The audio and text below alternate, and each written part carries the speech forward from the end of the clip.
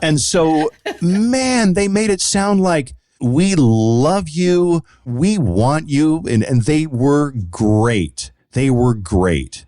And I said I'd think about it. And they were offering me, probably 1/3 more than I was making at the moment. And so I come to back to KDWB, and I'm like, yeah, I'm thinking about going to Miami. Next thing you know, a guy from iHeart, Steve Schnur, great guy. I can't remember him very well. He flies into town just to meet me. He's a big corporate iHeart guy, great guy. I've got nothing against him at all, so don't get that wrong. But he's like, let's go to lunch. Flies into town. We go to lunch. He's like, what do you want? What do you want to make? This is amazing. Wow. And I said a number thinking he'd be like, try again. And he's like, done. Slaps the table. Done. No And way. the first thing I thought, Chachi, was, oh, God, I should have said twice that. Benztown President Dave Chachi Dennis loves radio and all of his radio friends. Hey, Chachi. Hey, everybody. Because Chachi loves everybody. My guest today grew up in Colorado, and by his own admission, he wasn't the best student. He was not the best band kid or the best Boy Scout. What he was great at was making people laugh. He devoured sitcoms, comic books, and game shows, and studied legends like Carson and Letterman, learning how to be funny, smooth, and how to let a guest truly shine. That obsession led him into broadcasting through a community college program where he earned straight A's for the first time in his life. His first job was at a tiny religious station in Colorado Springs, where part of the job involved feeding a goat. From there, it was all nights at a top 40 AM, every shift imaginable at KKFM, then mornings at just 21 years old at Las Vegas's KLUC, KLUC, amazing set of call letters there. There were big wins, painful losses, firings in Phoenix, and then the run of a lifetime at KDWB, where he's been there for over 3 decades. Along the way, he's helped launch countless successful careers, coached dozens of morning shows across the country, and is also the inventor of one of the most successful radio campaigns of all time, becoming one of the most respected forces in radio, both on and off the air. He's a 2-time Marconi Award winner, a 2-time author, a motorcycle rider, a pilot, a hiker, a magician, and ukulele player.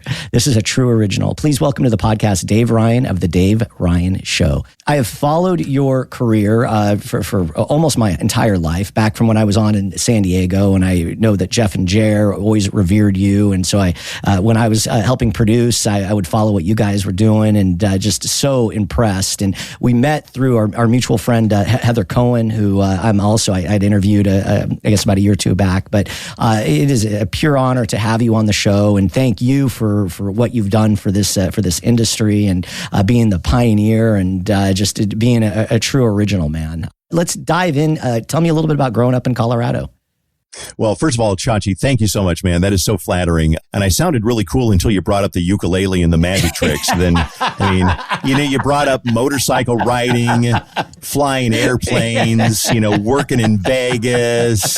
Then you had to bring up the ukulele thing, and the coolness just went out the window. But no, all of that is true. Seriously, I have loved radio. When I was a kid growing up in Colorado Springs, my mom and dad had the radio on all the time. They had on the full service AM station that did the farm report, the stock report. They played music. They did the news. It was back when radio was so magical. It was all live and local, and these DJs were bigger than life to me. It was like, wow. And radio is still magical, but especially back then when it was the only game in town. It was so magical. And these people would be sitting in a little dumpy little booth somewhere with a rattling teletype machine in the background. And it was so magical. And when I had a chance to go, when I was a senior in college, I knew I wasn't college material. So I signed up for a community college that offered broadcasting. And it was the first time in my life that not only did I naturally kind of love it and do well, that I really worked at it. I didn't work at biology. I didn't work at chemistry. I didn't work at, English lit. But radio was like, man, this is cool. I want to tell you, really funny, the first question that I asked on the first day of radio school there's like, hey, did anybody have any questions? Anybody have any questions? Welcome, first day, any questions? Somebody's like, yeah, what's the difference between AM and FM? I'm like, okay, I don't care.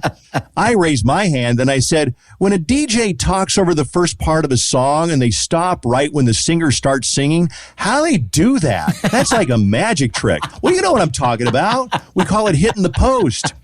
So it's like you got a 15-second post on, Taylor Swift, and you're talking. How do you know when to stop? I wanted to know. That was amazing to me. So this instructor, who became one of the biggest figures of my life, shout out Don Dexter. He's gone now, but he was like a father to me. He took me down to the radio studio and showed me that when you hit that start button, it starts a clock that counts up, and you look at the record label or the cart and it says 15 seconds. You've got 50. Oh, wow. That's cool. So I nerded out over stuff like that, man, and I loved it. I learned everything I could. Then the job opened up at the religious station, which was babysitting tapes. I think I got to do a station ID like once an hour, or say, here's Radio Bible Club on KWYD. But one of the jobs I had, it was out in the middle of a pasture, and the tower was in the backyard with the transmitter. And so the PD takes me outside on my first day and he says, yep, here's Rita, the goat. There was a goat that lived inside the transmitter fence, and her job, no lie, was to clip the grass around the transmitter so there wouldn't be a fire. So Rita would clip the grass. He said, yeah, when you get here on Saturday, you turn on the transmitter, you do that, and come out and feed Rita the goat. Huh? I got to feed the goat. And so I went home. I told my dad, I said, yeah, they want me to feed a goat. And my dad said, well, if you don't agree to do it, there's other people in line who will do it. And I said, oh, you're right. So I fed the goat. This poor goat, was it glowing from all the RF it was exposed to? Rita the goat, Rita the glowing goat. But that's one of my favorite stories because, I use that as an analogy for do the stuff that you don't always want to do. I didn't want to feed a goat, but I grew up on a chicken farm. I wasn't above feeding a goat. So I fed the goat, man. And now I use that as an analogy for do the stuff that you don't always want to do because there's somebody else that doesn't want to do it. So go and do it. Great advice, by the way. I think that I heard someone say, I'm borrowing this from someone on social media, I can't remember who it was, but that a lot of people want the success and what comes along with the success, but they don't want to pay the invoice for it. The invoice being the hard work. They don't want to feed the goat. And feed the goat. Absolutely love that. Tell me a little bit about your parents. Were they farmers? No, my dad was retired military. We had 6 kids. We didn't have a lot of money. We did have a chicken farm, but he still had a job working for the Air Force. My mom was a lunch lady. It was a great, pleasant childhood. But I listened to the Rick Dees interview that you did, and Rick Dees was my hero. He is one of the reasons I wanted to do radio. Rick Dees, when I listened to your interview with him, and he was talking about, man, I soaked up sitcoms. I soaked up game shows. I soaked up music. I soaked up all of this. And I learned. And I was like, yeah, me too. Because I watched Carson and I watched Letterman and I watched Three's Company and I watched Leave It to Beaver. And I learned how funny worked. And I watched Carol Burnett and I watched the shows that you learn from. And it was like, oh, watching Gene Rayburn on Match Game was like, I actually learned stuff watching Gene Rayburn on Match Game. I didn't know it at the time, but you learn. And just like Rick Dees, so the whole time in the Rick Dees podcast, I was like, yeah, me too. And let's unpack that for a second, because it's not like today you can go to the internet and you can search on ChatGPT, tips on how to be funny and comedic timing. Back then, it was you were literally having to watch these things on television and mimic them to some degree. Did you also try to read about them in the library, or it was Never. just, okay. Never, no. I once had a book called Comedy Writing Skills, and I actually learned the different kinds of jokes back when I used to write a lot more jokes. And then I had 2 books called Milton Berle's Private Joke File, and they were big volumes of Milton Berle's classic jokes. They were each about 2.5 inches thick, hundreds and hundreds of jokes. And if I needed one for my show, I would steal it from Milton Berle's joke book. May he rest in peace. Thank you, Uncle Milty, for your contribution to my career. So I didn't really purposely study, but I think that when you absorb all that stuff, it just kind of gets in your head and you realize that's funny. That's not funny. For example, Candy Bar is not funny. Almond Joy, that's funny. And if you don't see the difference, I'm glad you're laughing because you see the difference. I choked on a candy bar. That's not very funny. I choked on an Almond Joy. That's funny. I'm glad you see the difference because a lot of people, they just, well, I don't get it. So, was your father, so I know the Air Force Academy is in Colorado Springs, and I think that's I know it's very prestigious. Your father, successful military career. Was he supportive of you exploring radio? And not really. No. Okay. No. He said to me one time, he said, well, you can't do that all your life. And I remember thinking, well, like any 18-year-old, I was like, screw you, Dad. And I don't know if he wanted me to join the Air Force. I have a vague memory of him wanting me to join the Air Force. There was nothing else on my radar except being in radio. And then a few weeks before my dad died, he was here visiting about 20 years ago, and we were driving down the road, and I said, oh, man. I said something about, thanks for paying for my radio classes or whatever. And he said these words. He said, he was a man of few words. He said, well, you sure did a lot with it. And that was my acknowledgement from my dad after all these years. Well, you sure did a lot with it. And he was not going to be like, Dave, I'm so proud of you, man. This is the best thing. That was not him. But those few words really meant a lot to me. I'm sure. And he got to see you have success and see a lot of your career, which is great. One of my proudest moments was buying my dad a snowblower because it really was, Chach, because, he was getting older and this old man was out there in the sticks in Colorado where it would snow 12 inches of wet snow, and he's out there with a snow shovel, and I'm like, he's going to die. He's going to die in the driveway. So I bought him just a kick-ass, $1,000 snowblower, and he loved it. So, and I was so proud that he would have never bought one for himself, but damn it, with my radio money, I bought him a snowblower. That is a great gift. Coincidentally, loved it. My dad sent me his Christmas list this year, and he wants a chainsaw, which I'm very frightened to buy. I'm like, well, the question is, Josh, what does he want it for? Yeah. I mean, that's the big question.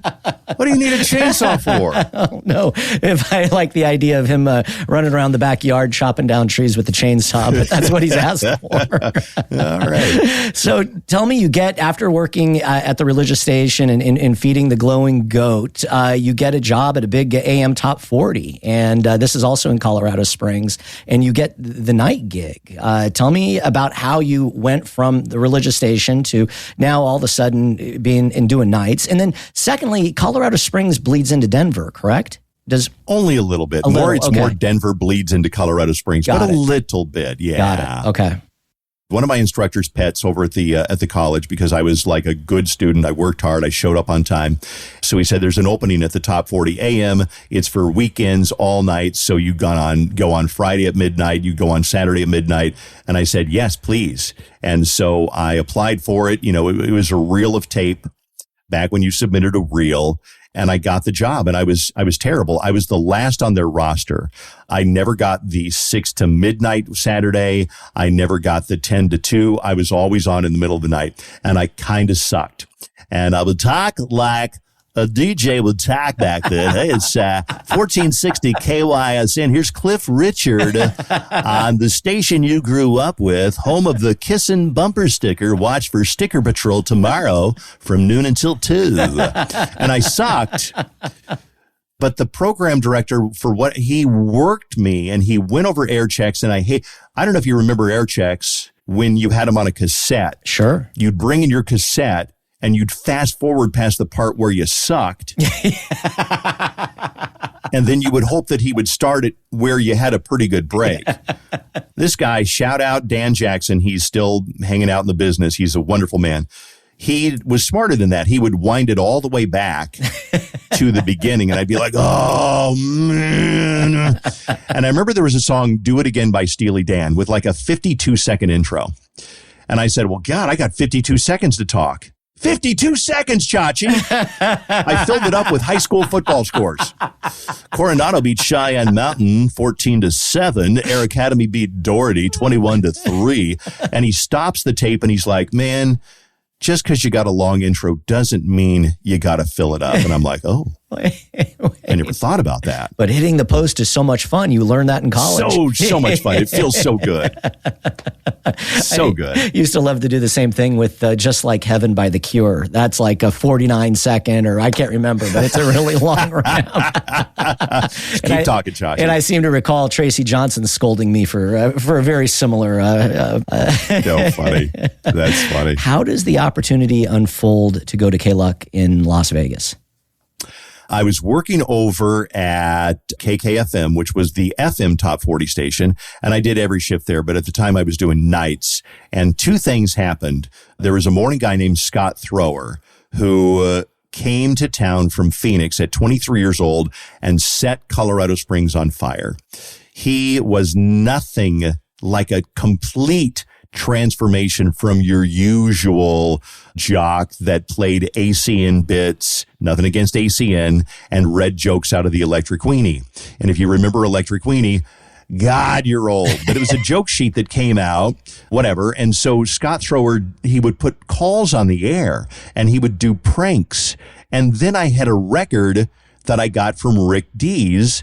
And Rick Dees used to do the weekly top 40. Now, this story gets a little bit spicy, but if I can tell you a story about Rick Dees and my love of Rick Dees, it's a little spicy, but I still PG-13. So on Saturday nights, Rick Dees' weekly top 40 would play in Colorado Springs on our radio station. Well, Saturday nights from 6 until 10, Rick Dees was on, and I would sit in my living room on the couch and listen to every moment of Rick Dees in the weekly top 40. One night, my girlfriend was naked in the bedroom asking me to come in there and hang out. And I'm like, hey, hold on. Hold on one sec. Hold on. Oh, he's got Willard Wiseman on right now. I can't. No, hold on. Bertie Shelley is calling in. I can't. 1 second. So I loved Rick Dees, and he was one of the reasons why I wanted to do morning radio. You're like a god to me that you even got to like breathe in the same air with Rick Dees. So, since you are such a Rick fan, Rick does private bits for me, and it is some of the funniest material. Irma, pull your mic up a little bit because I'm loving your laugh. But this is the type of stuff that Rick will just send me randomly. Everybody loves Chachi. The Chachi Dennis podcast is brought to you by Preparation H with Biodine. Just take a Preparation H suppository and shove it up your rectum like this. Oh, Preparation H. Oh, that's horrible. Now, here's Chachi Dennis. I love Rick.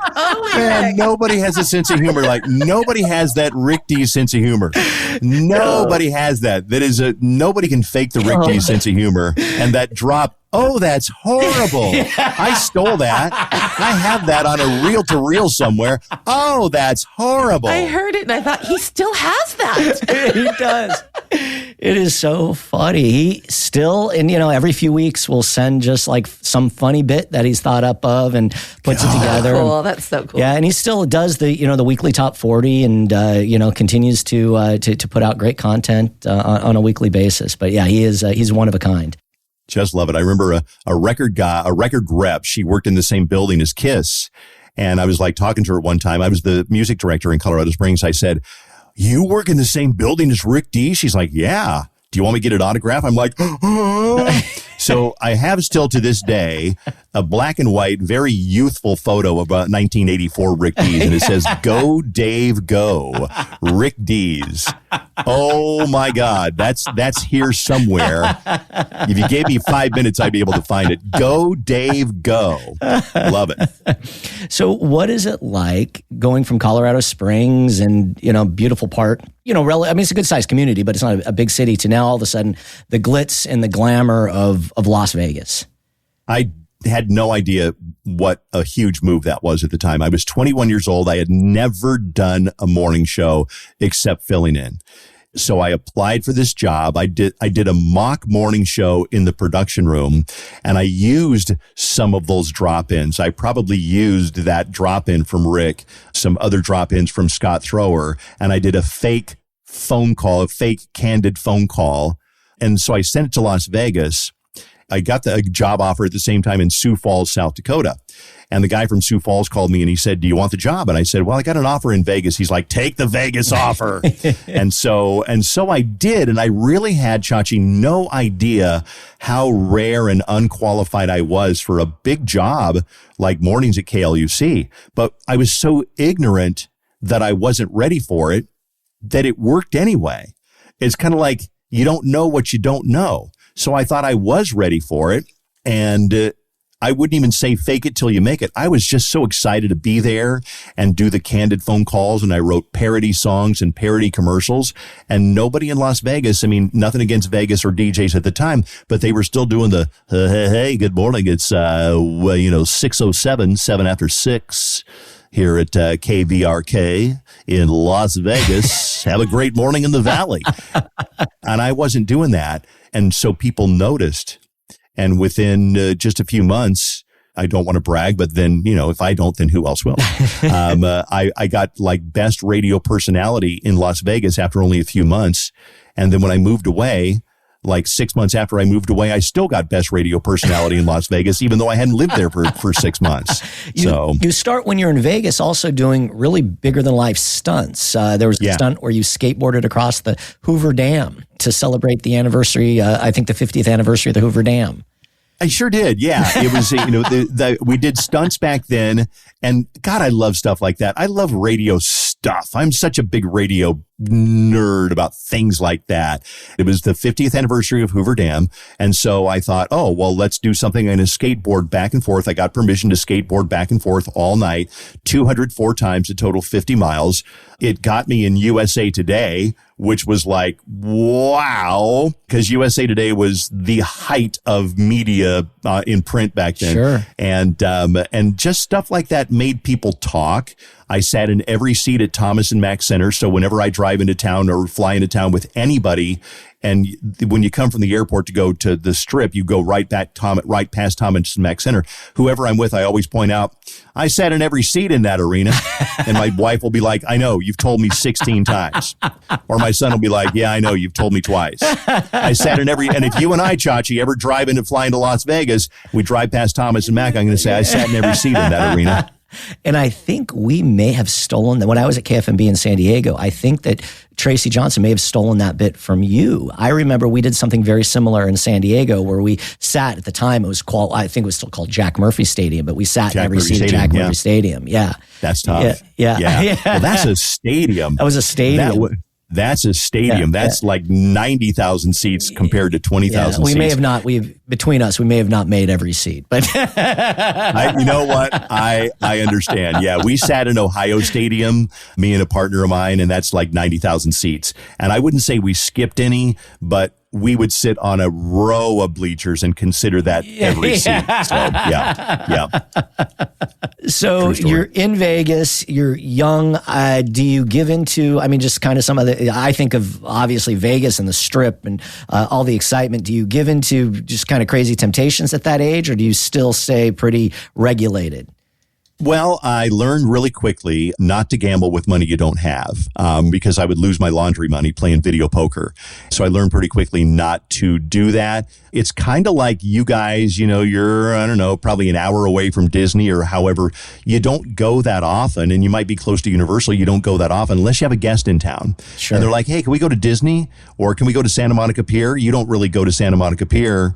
And that's kind of how it was because, I couldn't afford it, number one. And that's kind of for the tourists. And so when my sister would come in town or my friend would come in town, we'd go down to the Sahara or go down to Caesars or whatever. But for the most part, no. It was Las Vegas is a lot like any other town. The only thing that I noticed is that people dress up to go to the grocery store, where you and I would show up in PJ pants and flip flops. Other people like in that market, people, I don't know if anymore, but they used to like dress nice to go to the grocery store. I don't hate them for that. That's great. So how does your move to Columbus come to be? So the program director, Bill Richards, was the PD at KLUC, and he got transferred to another property of that company, Nationwide Communications at the time, to their flagship station, WNCI in Columbus. And he wanted me to be the morning guy. So at 23, he brought me out to do the morning show on WNCI. And it's such a weird story, and I can never still quite figure it out, but I bombed. For the first 2 or 3 months, it just wasn't working. And I could feel it not working. It's just such a gross feeling. And I would go home and I would try to like figure out something for the next day, and I'd come in and it just still didn't work. And Bill came into me one day on a Saturday afternoon. I was pulling a Saturday afternoon shift, and he's like, so why do you think it's not working? And wow, that's a punch in the gut, it's like, it's kind of like acknowledging the elephant in the room. And I don't remember what I said. I just remember him asking that question, but it wasn't working. So he made a very bold move without asking me, and I didn't like it at the time, but he hired a guy named Tom Kelly who worked in St. Louis. And Tom Kelly came in, and now it was me and Tom and a woman named Sean, and they called it the WNCI Morning Zoo, back when Morning Zoo was still a really cool thing.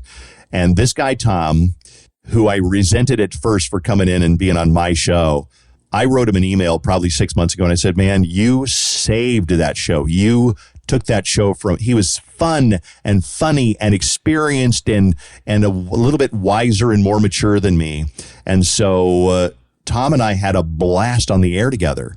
And all of a sudden, now it started to work. I don't know why, Chachi, that it didn't work before, like it worked in Las Vegas, but it did not until Tom Kelly came in and made it work. So you came in as a solo show, and then it became a team show with Tom. Yeah. Just going back to Vegas and the success that you had there, was it a lot of the same material that you brought to Columbus, or was it different? Yep. No, it was the same. Yeah, it was the same. But I think one of the differences might have been, as you know, KLUC has always been a monster. There's never been a time probably when KLUC was like in 8th place or something like that. They're always a monster. When I went to KLUC, they were a monster. So I already had the advantage of being on a monster station. When I went to Columbus, it might have been the fact that we were in 14th place. Maybe now that I think about that, that might have had a lot to do with it. It was the station that nobody cared about. But Bill Richards turned it around, genius program director, and he turned it around and made it a station that everybody cared about. And that might have been the deciding factor, was I was on a station that nobody cared about. It's really interesting, but it says a lot about your attitude. And I like that you're open that Tom coming into the fold was something that you weren't thrilled about, but you embraced it. Was it difficult the first few weeks together, or did you just say to yourself, I'm gonna embrace this and go with it? I don't remember exactly, but I think I was such a people-pleasing kind of a person that I was pissed inside, but I was like outwardly like, yeah, hey, let's do this. Let's make it work. And so we did. And Tom is one of those people that if you met Tom right now, you would feel like Tom, he's a lot like you. You would feel like he's your best friend within 5 minutes. He's just a wonderful human being and has that gift of making friends with anybody, anywhere. Reminds me when Irma was working with John London here in L.A., her boss one day just announced that George Lopez, the comedian, would be joining the show, and he just showed up one day. Shut up.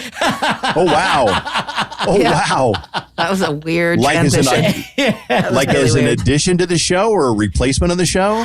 Eventually replaced. Yeah. But it was kind of like, he's going to be a guest, and tomorrow he's staying. And then the week later, you're leaving. It was the weirdest. It was so bizarre. Yeah. Wow. Radio. Radio for sure. I commend you, though, for embracing it. Did you learn quite a bit from Tom at that point, too? I did. Tom taught me something that I never forgot. We were sitting there during a song one morning, and we came up with an idea, or I came up with an idea. And I don't know what the idea was, and it's not that important, but I'm like, let's do it right now. Let's do this idea right now. So I turned the microphone on, and we executed this idea, and it didn't go well. We turned the microphone off, and Tom told me in a very kind way, he said, man, I learned quite a while ago that sometimes it's better to sit on an idea and kind of think about it before you put it on the air. Oh, I never thought about that. So I did learn a lot just being conversational and being funny and honestly working with someone, because I never really worked with someone. I had a news guy in Vegas, Bob Beers, who was tremendous and a great supporter, but most of the morning he was busy collecting the news and typing it up. But Tom was like, I learned to work with someone from Tom. And you guys end up just crushing it eventually with a 20 share. Is that the first time you felt true success, where the station's on top of the world and you feel that vibe in the building? It was amazing, seriously. I mean, I was like 25, 27 years old. Everywhere we went, because radio was a thing back then, nobody knew what you looked like because there was no internet. Unless they saw you on the Jerry Lewis telethon, they had no idea what you looked like. But people would be like, oh, yeah, that's Dave Ryan. I remember I dated a girl one time. She's like, this is my new boyfriend, Dave Ryan. And I was like, what? You know, but she's pretty proud of that. And I was like, that's right, bitch. I'm Dave Ryan. Yeah. The entire softball team was pretty impressed, Chachi. But, yeah, I mean, it really felt good. And then they needed some help in Phoenix at KZZP, and that's when the wheels came off. But Columbus was wonderful. I worked with wonderful people. Dave Robbins, R.I.P., was a genius and just so strategic. And so let me tell you a quick Dave Robbins story. This is what a genius this guy was. So he was our program director. Huge, huge, huge morning show advocate. Every day we had a meeting with Dave. What do you guys need? What do you need? What do you need? What's going on? What do you need? What do you need? What do you need? And he would get us a lot of the time what we needed. We had a competitor, 93X, and they were, you know, another top 40 station, and they had a Bon Jovi autograph guitar that they were going to give away. So they would wait to announce Friday afternoon at 5 what their weekend promotion was, because they knew we couldn't copy it, because Robbins' theory was if you copy it and you have a bigger cume, people will give you credit for it. So it's Friday afternoon, it's 5 o'clock, 93X goes on. This weekend, we're giving away an autographed Bon Jovi guitar. Well, they knew that Dave couldn't come up with an autographed Bon Jovi guitar like on the spur of the moment. So Dave Robbins makes a promo that says, this weekend, it's a Bon Jovi weekend. You'll hear Bon Jovi songs all weekend. Plus, you'll win an autographed guitar. Not autographed by Bon Jovi, but autographed. That is genius. By the staff of WNCI. I could bore you with a bunch of other stories, but Robbins was a genius. He was the most morning show compatible PD I've ever worked with. And I worked with some really good ones, but he was just amazing. Really miss that guy. So you mentioned Phoenix needs help. How did that opportunity unfold? They knew I was anxious to leave because I was like, you know, I'd been here for 4 years and I'd done everything. I was 27 years old and I was like, you know, I got a job offer in Cleveland and I didn't want to go to Cleveland because, you know, they had a really bad signal problem and you can't beat that. You can't win with a signal problem. So they knew that I wanted to leave. And so they were letting the morning guy, Bruce Kelly, in Phoenix go. He was a legend. He'd been there for 10 years. Everybody loved Bruce Kelly. He was the epitome of a 1980s morning guy. Everybody loved Bruce, but he was apparently becoming a challenge to have in the building. Now, I'm not going to get specific. It wasn't drugs or anything illegal. He was just becoming a challenge to have in the building. So they fired him. And he immediately went across the street because somehow he found a way out of his non-compete. So he's done at KZZP one day. He goes over across the street to another radio station like the next day. Here comes Dave Ryan to replace Bruce Kelly. People hated me immediately. I just couldn't. I was the guy who replaced the guy that they loved. And they did. They loved Bruce Kelly, but they did not love me. And so I was there working my butt off, trying everything I could. And the show was actually really good, but we just couldn't get anybody to listen because people loved Bruce Kelly and he was on across the street. So they eventually, we tried for a year and a couple of months. In 1990 and 91, we did all the things you're supposed to do, all the parody songs. We did TV appearances. We did all the stuff, and it did not work. And we'd be like, man, this is the book. This is the book. This is the book. This is the book that's going to work. And the book would come out, and it'd be down from last time. So they blew up the station. They changed it to KVRY. And then I was out of work for a couple of months, and then I went over to KKFR, which was a hip hop station. And I did not belong on a hip hop station. The afternoon guy was this really cool black guy named Super Snake. That was his on-air name, Super Snake. Maybe you've heard of him. Sadly, he's gone now. Passed away a few months ago. But he's a good guy. And Super Snake said to the program director, and I heard about it third hand, Super Snake said, "Why'd we hire Dave Ryan? He's the squarest white guy in Arizona." Well, he's right. He was right. Super Snake knew that station. I didn't belong on that station. I held out for a couple of years, and then this is the funny part, they fired me to bring, are you ready? Bruce Kelly back on to do the morning show. So the guy that I replaced me. Only in this business, only in radio. Yeah. Let's talk a little about you have this just unbelievable success in Vegas, in Columbus, and things go incredibly well for you. Obviously, a couple, I don't want to say missteps, but some learning experiences where you're able to really grow. And then you go into Phoenix, didn't do so well, and things were stacked. I mean, it's very difficult. It's not unlike when Conan O'Brien took over for Jay Leno, or, when you're in a situation where you're stepping into a great person's shoes, it's stacked very largely against you. But it's hard. How did you cope just personally with some of those, I don't want to say failures because they weren't failures, but they certainly were downturns in your career? I just kept forging ahead, man. I think that's the only thing that I know how to do is you just keep going. You just keep going. And it was discouraging, but I think, like I said a minute ago, every time the book would come out, we'd be like, man, we sounded great this book. We had great callers. We had great contests. We had promotions. We had advertising, marketing. This is the book, man. This is the one. And the ratings would go down. So we'd go back to work. We'd be bummed and depressed, and we'd go back to work, and this, oh man, that felt good. Oh yeah, that was a good show. And then it just never caught on. But at KKFR, man, it never really caught on. It just felt wrong from the beginning. And the best thing that ever happened, I mean, at that point in my career, was when Steve Smith let me go. And Steve Smith, another wonderful human being, may he rest in peace, he let me go. And that freed me up. If I was not free, I would not have been able to get this job at KDWB. I would have been still working. I would not have been available. Which has turned into this, remarkable chapter in your career journey. And I'm so excited to dive into it because I don't think that there are many people on the air that have been in one spot, one show for 33 years. It's crazy.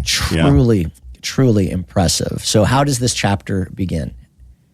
I found out early about this job from the producer of the morning show. We were buddies, and so he said, hey, the industry doesn't know this, but they're firing Steve Cochran like today. Oh, really? Yeah, send me your stuff and I'll make sure it gets on the PD's desk. So I sent it, and this was such a big job that it was advertised on a full-page ad in Radio and Records magazine. And if you don't know what Radio and Records magazine, it was the Bible industry every week. It was like Billboard magazine, but just for radio people. And the word was they had spent $10,000 for a full-page ad in Radio and Records magazine. And I thought, oh, God, they're going to get somebody really good. Well, they called me, and they said, yeah, right. I said, I'm never going to get this job. So they called me and they said, hey, we're flying around the country and we are interviewing people for this job. Now, we're not going to fly into Phoenix, but we're flying into San Francisco doing some interviews. Can you fly up to San Francisco? Yeah, well, sure. So I fly to San Francisco. I'm meeting with Mark Bolke, Mark Coleman, and a guy named David Martin, and they're all like interviewing me, and we're go to dinner, and we're having dinner at Tommy Toys, which is in the Transamerica Pyramid. They're kind of showing off how much money the company has and how cool of a job it is. And so I remember they're all telling jokes. They're all like going around the table telling jokes. And I'm like, oh, God, they're going to ask me to tell a joke. Oh, man, they're going to better think of one. So this was right after the David Koresh Texas thing. You're okay. Right. If you don't know, David Koresh was the cult leader down in Waco. Texas somewhere. Waco. And the FBI or whatever had firebombed this building, and a lot of his cult members died in this fire, and it was horrible. So there I am going, man, you better have a joke. So it's my turn to tell a joke. Hey, did you guys hear that the American Cancer Society is really happy? Yeah, 38 people just stopped smoking in Waco. And they laughed. Thank God they laughed. I didn't like that joke. I didn't want to tell that joke. But when you're auditioning as the morning guy and they say, you got a joke? Well, you better have a joke. And thank God they laughed. Terrible joke. Terrible. But it was funny in that that's what I came up with. Wow. And I went back to the hotel afterward and my wife said, how'd it go? I called her, how'd it go? Oh, man, not very good, not very good. And I really thought that was the last I'd hear. And then the next call I got was a couple of days later. Will you fly to Minneapolis so we can, make the offer? Wow, yes. So flew to Minneapolis, started in June of 93. Again, people instantly hated me because I replaced Steve Cochran, who was a legend here. He'd been here for 6 or 8 years, and he was just the perfect DJ, like Bruce Kelly. He looked like a DJ. He was so good, and people instantly hated me. And it took probably a year or two for the tide to start to turn a little bit. We did a different kind of show. We did tons of street stunts. I worked with a guy named Pat Eberts and Lee Valsvik. There were 3 of us on the show. We did street stunts. One of my favorites was we had Pat lay down in the middle of the street downtown in a parachute. Yep. So people would come up and be like, oh, my God, there's a guy dead in the street in a parachute. And we did stunts like that. We did prank phone calls. It just really took off. Is this where you came up with the Ugly Kids billboard? Shortly after, yeah. So I don't know. You're probably the same way. And I'm going to guess Rick is probably the same way. And a lot of creative people are the same way. You don't sit and necessarily try to come up with an idea. You'll just be sitting there like washing your car and it's like popcorn. Pop. Where'd that come from? Well, I wasn't even trying to think of an idea. Pop. I was sitting in my office one time years ago. Pop. And the whole idea was there. It was a billboard that said ugly kids with pictures of 2 ugly children on it. The children would be me and my partner, Angie Taylor, when we were in 5th grade, our school pictures with our teeth busted out and our eyebrows kind of wonky, kind of cross-eyed a little bit. The billboard simply said, ugly kids. That's all. And then the reveal board a month later would say, ugly kids, ... become DJs with pictures of us as grown-ups. And it came to me full formed in my mind. I called our boss, Dan Seaman. I said, what do you think of this idea? He's like, do it. Let's do it. Let's do it. Let's do it. So they went out back when radio had the money to buy billboards. Yeah. Remember those days, Josh? Yeah. Oh, yeah. The best. Yeah. And so they had money to buy billboards. They bought the billboards. They were hugely successful to the point where Minnesota Department of Transportation, the billboard company they wouldn't say who they were for because that would spoil the surprise. But the Minnesota Department of Transportation called the billboard company and said, you need to take those down. People are slowing down on the freeway to take pictures and to stare at these billboards. Can you take them down early? So that's how big it was. When you got a billboard that makes people slow down, again, I don't even take credit for that idea. The radio gods put that into my mind somehow. But the funny thing was, it was stolen in San Diego. It was stolen in Milwaukee. It was stolen in St. Louis. And I tried to get it copyrighted, and it turned out you apparently can't copyright an idea. You can copyright a phrase or something, but anyway, so whatever. I'm glad radio got some use out of it. So good. Brilliant campaign. And what I always used to love about billboard campaigns in general, well, it was just amazing to go down the freeway and see this, billboard for your station or your show and so forth. But the billboard company always give you a little miniature size billboard of your big billboard, kind of like the size for a train set. Yeah. And so I'd have, I don't know, 6 or 7 of those on my desk. I always thought those were the coolest things ever. The little mini billboards. I've still got mine. I've got it upstairs. Still have it. A great paperweight, man. So how does this story just blows my mind? But in about 15 years, you're killing it. Somehow I won't even name the parent company of the station, but they let your contract run out. and you actually go and get their attention by getting another job, a job offer, I should say, in Miami. It was the weirdest thing. So I'd been there about 15 years and things were really going well. And I remember we were on vacation and my contract was running out. And I thought, well, they're going to call me any day. I got 3 days left. And they never called and it ran out. I'm like, the movie and it was Swingers, where you're it was so funny. Somebody screwed up and I don't know how, and they couldn't explain it, but somebody screwed up and, well, did you renew Dave's contract? No. Did you renew Dave's contract? No, I thought you did. So it was one of those where they meant to do it, but they didn't. But all of a sudden, I'm a free agent. I can't work here. But Steve Smith, my buddy from Phoenix, is in charge of Cox, and he calls me coincidentally at perfect timing. Dave, we got an opening down in Miami. Are you interested? And I'm like, Miami? I mean, yeah, sure. It's Miami. Okay, I'll check it out. So I flew down with Heather and I go out to dinner with, my wife and the general manager and the general manager's secretary and man, did they put on a show. They were so great. And they put me in the Hotel Fontainebleau. Oh. And there was a fruit basket, Chachi, a fruit basket. You're like, where do I sign? I know. And so, man, they made it sound like we love you. We want you. And they were great. They were great.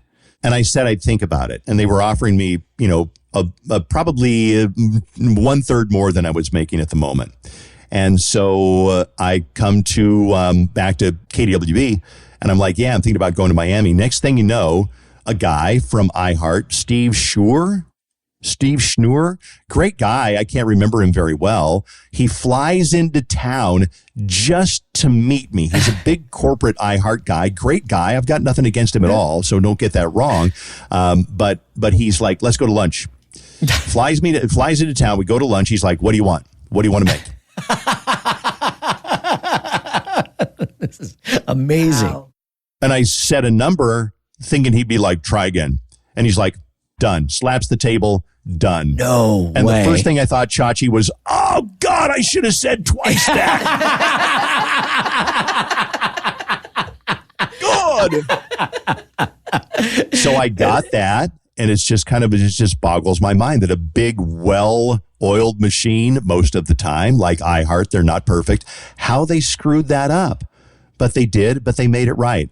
I didn't really want to go to Miami.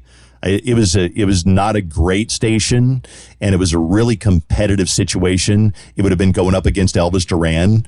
I don't want to go up against Elvis Duran. Do you? No. So in two big ways, Steve Smith changed your life. One, by firing you in Phoenix, and essentially by showing you the door, it opened up the opportunity to go to KDWB. But then by offering you the Miami deal, I mean, what incredible leverage. What was that moment, put aside them messing up on not marking on their calendar effectively is probably what they, right. No one did, no one put it in after the prior deal was done. But did you feel at that point that, man, I have really arrived? Was that kind of I don't know that I've ever really felt that there was a moment where I'm like, I've arrived. and I don't mean that like I don't think that I've done well. I'm really proud, but I've never really looked at my life as like, now I've made it. My life has always been, what are we doing on the show tomorrow? You know what I mean? And I think that's just me. I'm really proud of what I've done, but I'm never like, you know what, honey? Let's order some Louis the 13th because I've arrived. I've just never been like that. I'm always like, well, I better go work on the show tomorrow because, we're still in the book. and I got to come up with a, whatever. That could be a large reason for your success, man. The fact in everything I've ever heard about you is just you're such a great guy, just a really good person to be around and to work with. And, obviously the tenure of your career speaks for itself and the success that you've had in the ratings, but that ethic of just, really just one foot in front of the other and staying focused on the next day and in the here and now probably has helped really morph you into who you are today. Well, thanks, Chachi. I think a lot of it has to do with, and I joke about this, but it's kind of true. Paranoia has served me well in that, there's always somebody who's, younger and talented, and there's somebody with a bigger budget, and there's somebody who's working on their show right now. So I always am a little bit paranoid of like, oh, well, I better, come up with a new bit for tomorrow, or better come up with a new group therapy or another, second date update, or because I'm always like, if I don't, then somebody else is going to beat me to it. They're going to beat me. Let's talk a bit about your coaching. You've worked with, it's kind of a two-part question. So you've coached a couple dozen morning shows, and you're obviously incredibly accomplished as an on-air talent, but you're really a phenomenal morning show.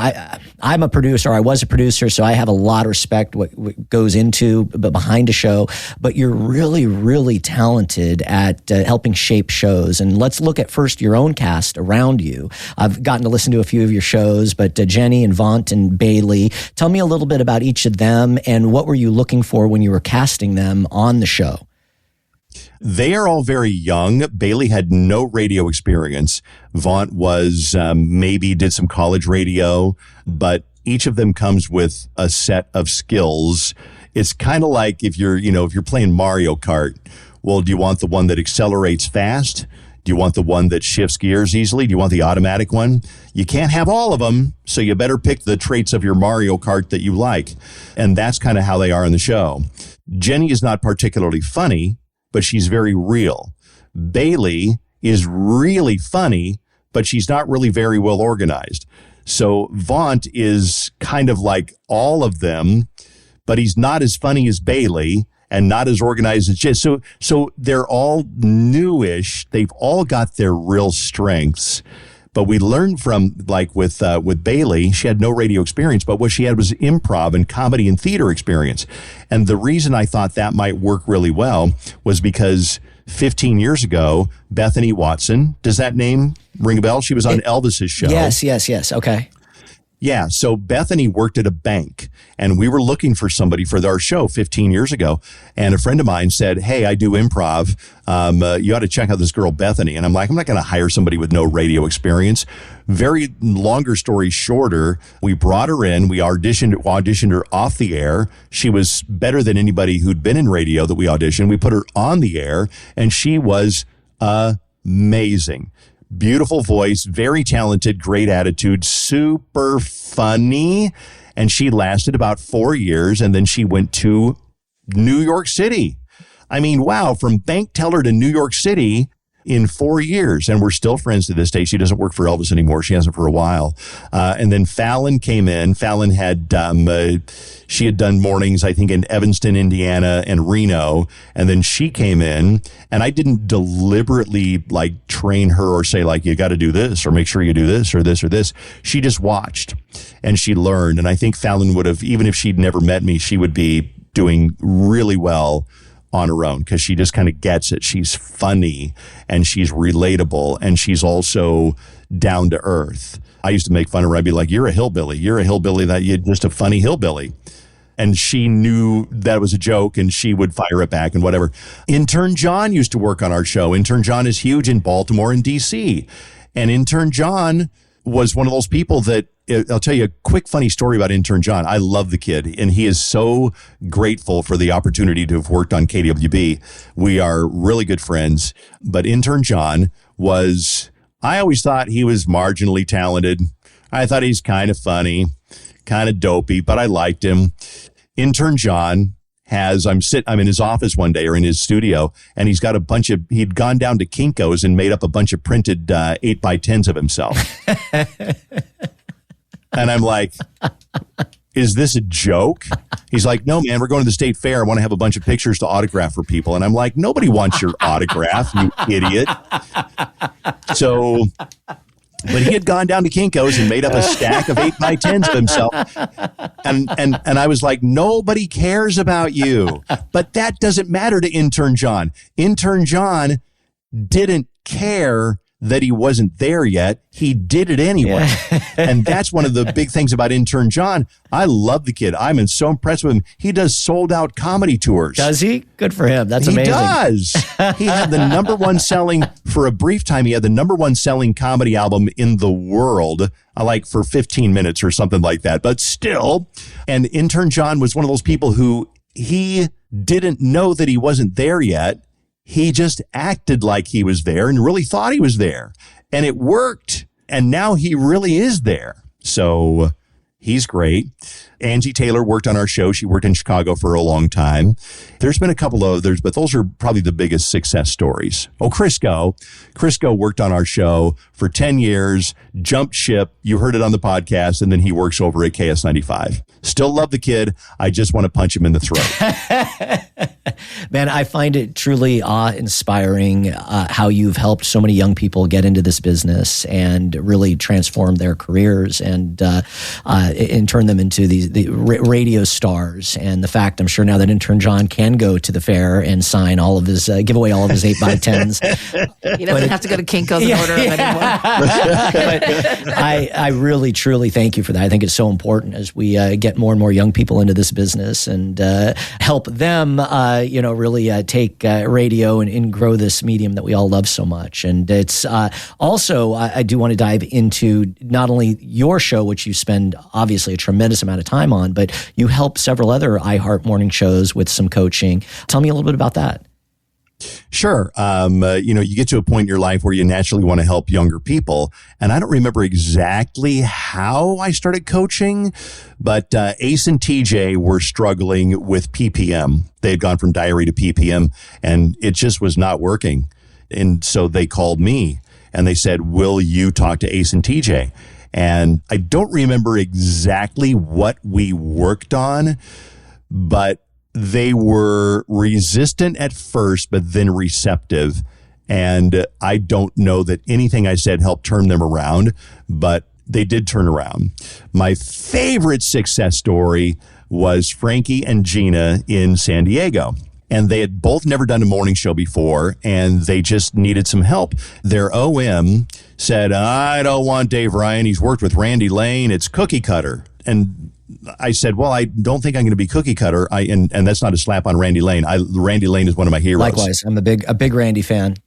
Love Randy. And so I worked with them, and they got it, and they appreciated it.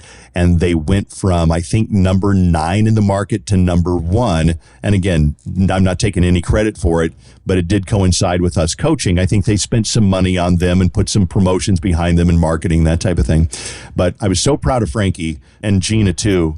But it was so funny because I said, Frankie, let's evolve your character. What is your character? And we decided that he's kind of like a douchey, tanning, gym, tan laundry kind of a guy that dates this girl for a week and then dates this girl for a week and then dates this girl for a week. And he's like, yeah, that's pretty much true. That's pretty much it. That's my character, Diamond. That's my character. And so that was his character. And then Gina was always the one who was telling him, oh my God, you're disgusting and you're pathetic and you have a bench press set in your dining room, that type of thing. And so Gina got it. And they were both great. And then Frankie, I was listening to an air check, and Frankie's like, Gina said, well, what'd you get your girl for Valentine's Day? He's like, I got her a $25 gift card to a florist. You got her a what? Oh, I got her a $25 gift card to a florist. Let her pick out whatever she wants. And Gina's like, you don't get a girl a gift card to a florist for Valentine's Day. And he's like, you don't? Seriously? And so I heard it and I said, Frankie, that was great. He's like, man, I made it all up. I made the whole thing up. Nice. And I'm like, you get it. You get it. Because that's what your character would do. And I still love those guys. We'll message each other once in a while just to say what's up. There's been some that did not work out as well. But, you try. And sometimes it's just a show that they're just on a station that's just not a very powerful station. And the funny thing is, Chachi, is that there's so many stations that they don't coach their talent anymore. The program director might not even live in the same city. I was talking to a guy, one of the people that I coached, and I said, well, what does your program director tell you when they go over an air check? And he said, ha, ha, ha, I think it's cute that you think anybody goes over an air check. Jeez. So there are people who don't get any coaching at all. So. Look at time and time again, we see it with professional athletes. I believe coaching is so incredibly important to their success. And I feel the exact same way about our industry. And I really appreciate you giving back to incredible talent and helping them grow and mastering their craft. It's really happy to do it. It's very gratifying. It really is. I can tell that you get a lot of enjoyment out of it. And it's something that I think is not only great for you personally, but it's great for our industry. And certainly it's even beyond great. It's terrific for the people that you're helping. So I absolutely love hearing that. I got to watch your podcast, the episode you did about a week ago with the studio audience, and that was really interesting. I love that you guys do that. We had never done that, and we decided, I actually got the inspiration from Fred, and he's not the first one to do a live studio, podcast, but I said, wow, that's cool. Fred's doing this. Thanks, Fred, for the idea. So we put it together, kind of slapped it together, not knowing what would happen. Everything went great. It was one of those things where something's going to go wrong, but no, everything went great, and we were nervous that it wouldn't be entertaining, but people loved it.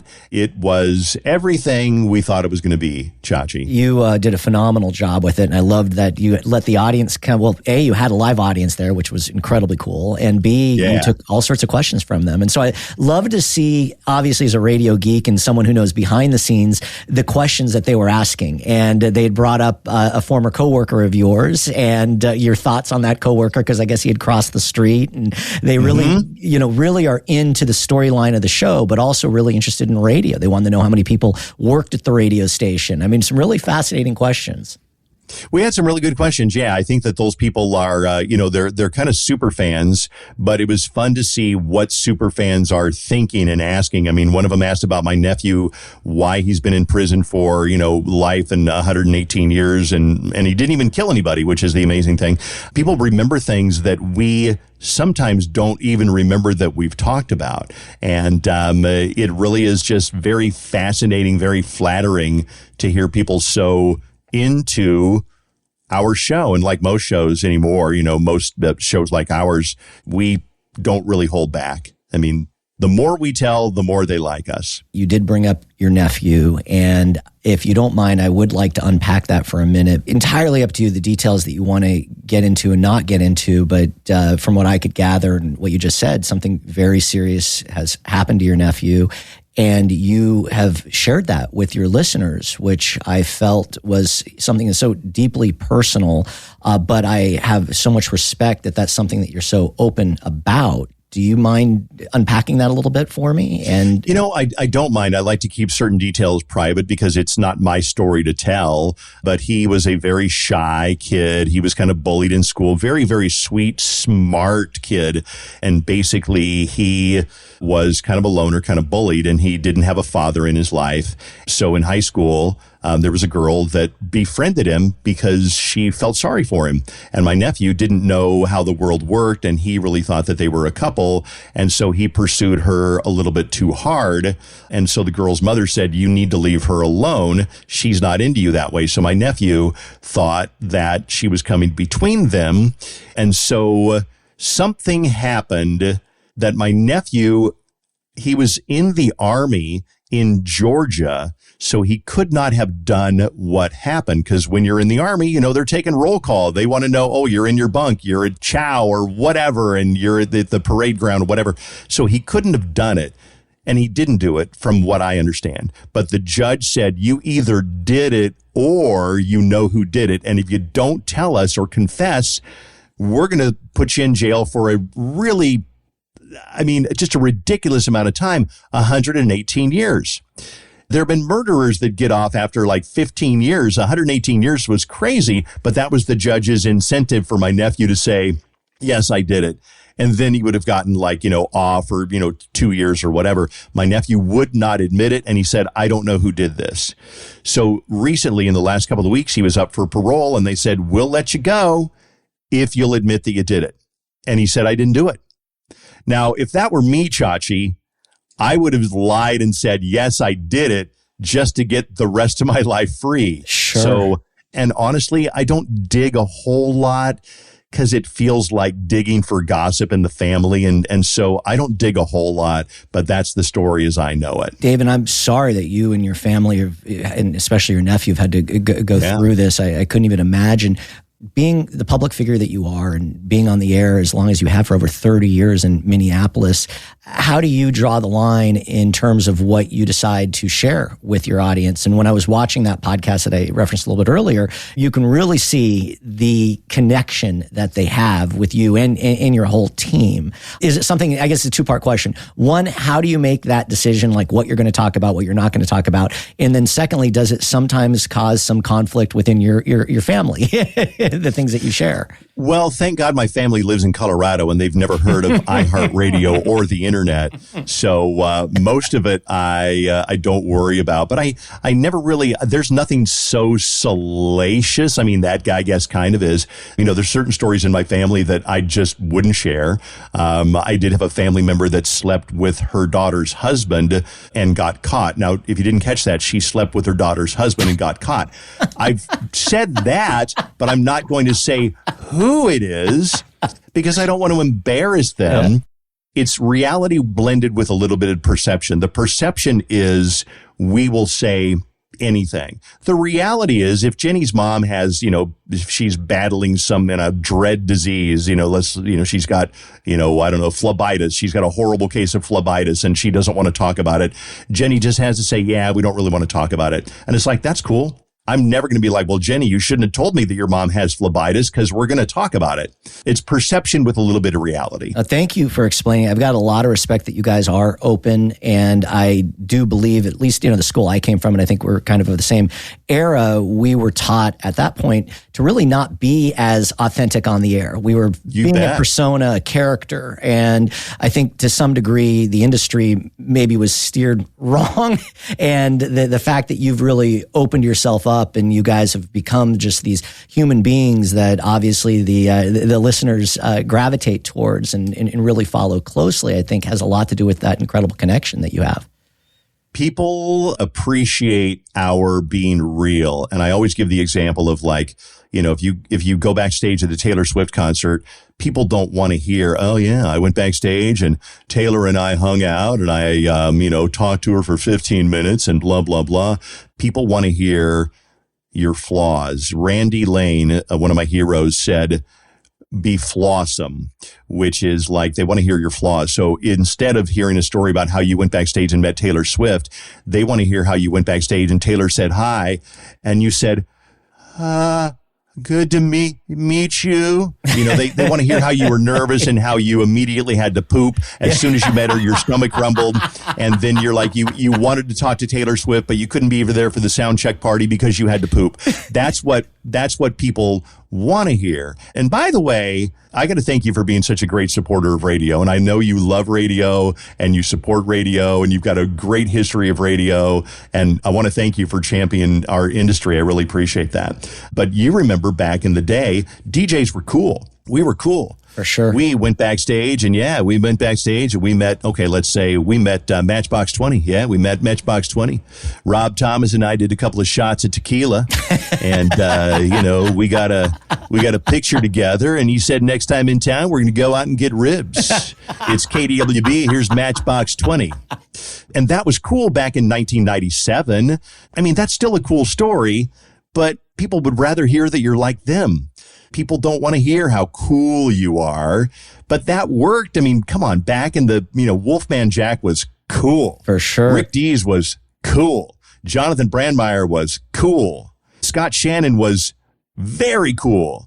And we can still be cool, but I think we can be cool in our honesty and being more like a friend. And one of the most flattering things that people can say about our show is, I feel like you're friends. You guys are my friends. And it's like, no, I totally get that. And I genuinely mean this. I don't have a lot of friends, but I feel like my listeners are my friends. Those are my relationship. It just scares people when I show up at their house for dinner. They don't like that. That's a joke right there.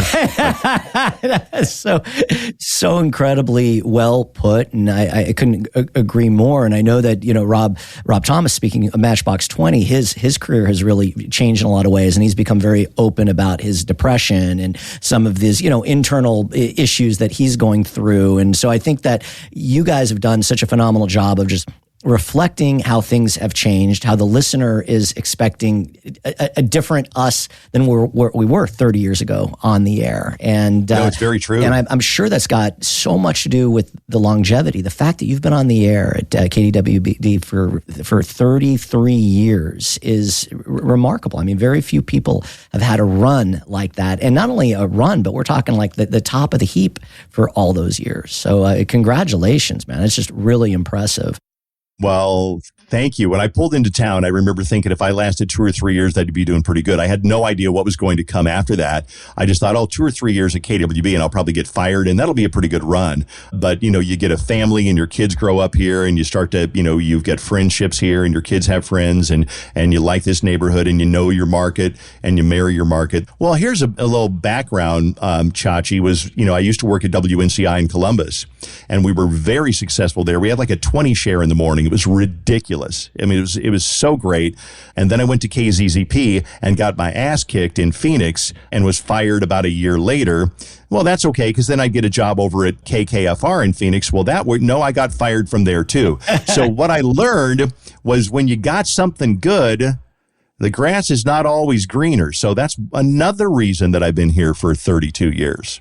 Let's talk about, you're also an author. You've written 2 books, Little Dave's Amazing Day, and then Take a Shower, Show Up on Time, and Don't Steal Anything. What inspired you to write the books? Well, the first one is based on when I used to go to lecture, like college classes or whatever, radio classes. There used to be a radio college here in town. And I would be like, okay, I got 3 keys to success. You want to hear what they are? 3 keys. Yeah. Take a shower, show up on time, and don't steal anything. And they'd look at me like, that's it? And I'm like, yeah.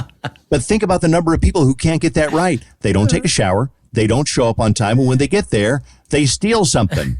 And they're like, oh, yeah. So there's some truth, but it's also a little bit tongue in cheek because I give most people credit for knowing those 3 rules. So the book is full of just little like life hacks, like stop at kids' lemonade stands. I always stop at a kids' lemonade stands because it takes 3 minutes.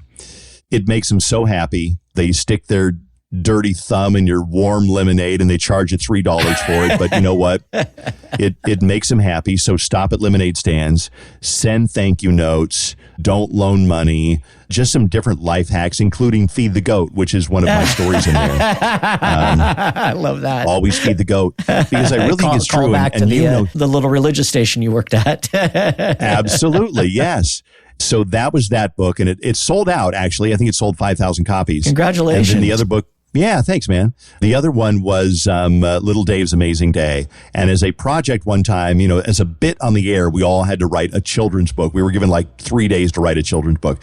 So I wrote this book, and somebody called in and said, man, you know what? I'm an author. That's really good. You ought to publish that. So I tweaked it a little bit. I had an illustrator make some beautiful, adorable illustrations of this little kid, and it's sold really well. It gets great reviews, 5 stars among 2-year-olds. So, and it's available on Amazon. If you just search Little Dave's Amazing Day. Great Christmas present, by the way. That's my Rick D's. Chachi, I love that. So good. Oh, you. That is a great Rick. Shout out Donna in the Valley. Oh. You have won 2 Marconis, which is truly, truly impressive, but you're not in the Minnesota Broadcasting Hall of Fame. And that truly blows my mind. Tell me a little bit about that. And is there a reason that they have not inducted you yet? I think I'm too young. I think because I've been puzzling. It would be such an honor to get into it. And Heather, my agent, says, you're too young. you're still on the radio. So once you retire or die, they'll be able to put you in there. So I got a plan. I got to decide whether to retire or die to get in there. But you know what? It's I wish I were in there, but I think I will be one day. You should be in there. I totally understand what Heather's saying. I can say that we work with phenomenal morning show Todd and Tyler in Omaha, and they've been on the air for close to 30 years now, and gigantic numbers. And it took quite the lobbying effort on our behalf, and not just us, but several people got behind the Nebraska Broadcasters Hall of Fame, and they finally did get inducted a few years ago. But to me, it's just like it's a no-brainer, and you should 100% be in there. And well, thank you, man. Anything we can do to help, don't hesitate to ask. 4 kids. Any of your children interested in broadcasting? One is a broadcaster. His name is Chase Golightly. He is a reporter for the NBC affiliate in Phoenix. Oh, that's awesome. Yeah, and I'm really proud of that he kind of decided he's way better looking than me, so he's on TV. And so he used to come into the radio station. He'd come visit. He grew up with his mom in Phoenix, but he'd come visit me, and he'd go to work with me every day that he'd come visit, and he'd just sit there and watch. And he liked to come in. He never got bored. He would just sit there for 4 hours and watch. And I think he kind of soaked it up and was like, man, I want to do this too. Check him out, Chase Golightly. He is on Instagram of I want to say KPNX or KPHX it is in Phoenix. And he's great. He's won at least 1 Emmy, maybe 2 Emmys. So yeah, he's doing well. That's fantastic. Yeah. Congratulations. What about your other 3 children? One is married with 2 kids. She operates a daycare in the South. Another one is a buyer for Target. And then I have a son that is a tour manager. He just got off a tour with David Kushner. That's so they're all really, doing well, man. Really proud of them. Yeah. That's hard in of itself to go 4 for 4 with all your kids doing well. So congrats. They're all doing well.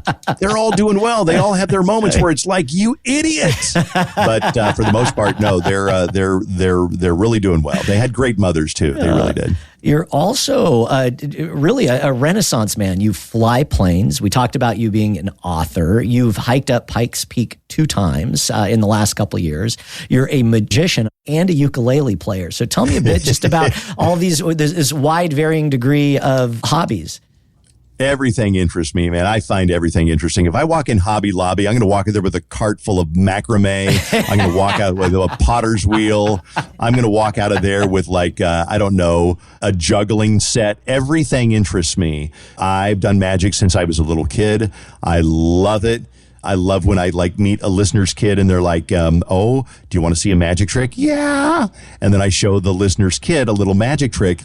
And the kid loves it, and the mom loves it, and it's just fun to do. So I do that just for fun, just make the coin disappear or make the ring vanish and whatever. Ukulele I picked up because I visited Hawaii, and again I saw something that looked like a hobby, and I'm like, oh well, let's buy a ukulele. So now I've got 12 of them. Love that. We do a ukulele club with the radio station. You actually have a ukulele in your studio. I was watching some of your shows online. We do. Yeah, it looks like a little. We sure do. A dobro ukulele, the one I saw up in the corner there. It's what do they call it? It's resonator. It's got the metal panel on it. So yeah. Love that. Started flying about 30 years ago. My wife got me an introductory flight where you go up in the airplane for a half an hour and they show you around. They let you fly for a little bit. And I was hooked. I'm like, let's do this. And then I started riding motorcycles about 15 years ago. And my wife loved doing that. We go to Sturgis not every year, but we try to go to Sturgis. We went last year. That's the big motorcycle rally in the Black Hills. Yeah. Amazing, man. And there's so many things, Chach, in life. It's like, yeah, I sit around and watch TV sometimes too, but man, you're never going to be like, God, I had a great life. I watched every episode of Pluribus. Yeah. I mean, seriously. They're never going to read that at your memorials. Like, yeah, Dave loved Pluribus and he watched every episode. He knew Breaking Bad by heart. But yeah, go out and live. And that's an important rule for a radio personality too, is I used to tell people, have a life. The people that I coach, have a life, have a story. If not every day, then a few days a week, have a story. But then sometimes your story is, I didn't do anything all weekend. That's a story too, because What did you do? I never took a shower or brushed my teeth. I stayed in my PJs all weekend. That's a story. There is no doubt that you have a zest for life, man. This has really just been a real pleasure learning about you. One other thing I would want to add, you're a bit of a collector, which I can completely relate to. You own Bob Barker's Price is Right microphone, which I think everyone can visualize that microphone. It's that little the little skinny silver microphone. I completely remember that. If I wasn't anchored to the desk here, I would walk upstairs and show it to you. Send me a picture of something. I'd love to see it, and I'll include it in the show notes of the podcast. But how did you get Bob Barker's microphone? He was retiring in about 2009-ish, somewhere around there, and then he put it on eBay to raise money for his pet charity. Oh, okay. And so I bid on it. And if you know how eBay works, you put in your maximum bid, and then you watch other people bid, and it goes up, it goes up, it goes up. And if they bid, this, then it'll automatically bid a little bit more. And I'm sitting there watching it. We were on vacation. I'm in a hotel room. And I said to my wife, oh my God, I just won Bob Barker's microphone. How much? $19,000. Give it back. Give it back. Give it back.